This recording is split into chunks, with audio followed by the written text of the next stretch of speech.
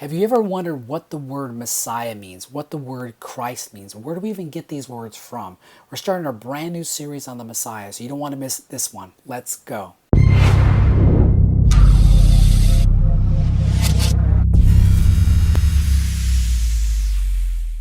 What's up, everyone? Welcome to the Puzzle Piece Exegete. My name is Steven Rodriguez, and if you're new to this channel, make sure to hit that subscribe button or that notification bell so you don't miss any content.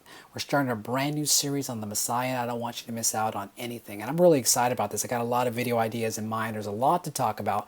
And so in this first video, we're essentially going to lay the groundwork and the foundation, right? Where do we get these words Messiah and Christ from? What do they mean, and where do we get them from? So there's two Hebrew words and then two Greek words that we're going to look at today.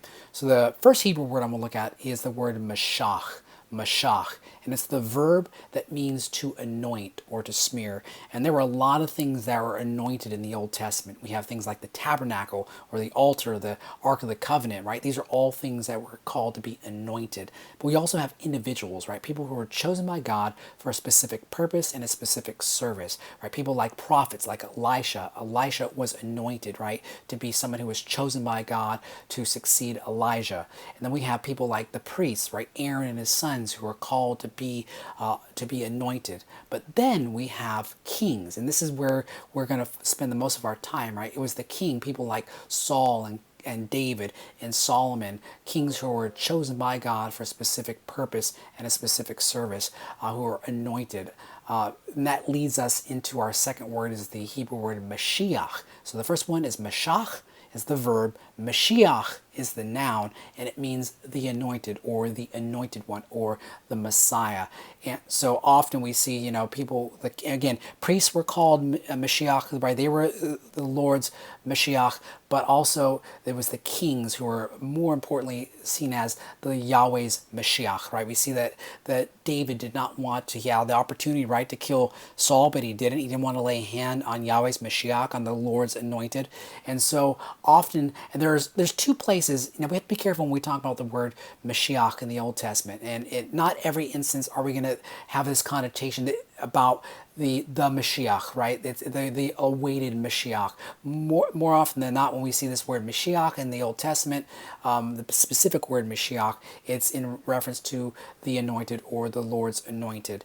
Now, we're going to be talking about a series of different passages in future videos. We're going to break down key passages, key words, that how this concept of the Messiah developed. But just for our purposes today, we're going to be looking at these four words that kind of where we get the word from. So the Mashiach means the anointed or the anointed one.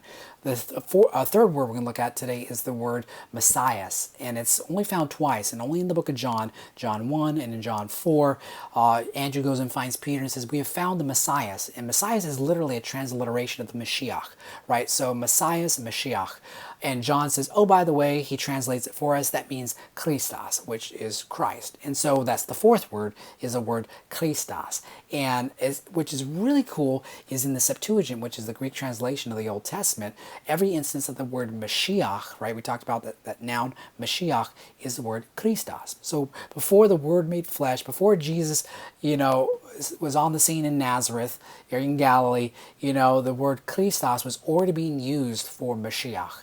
And so those are the four words that I want to kind of focus on to help kind of lay the foundation.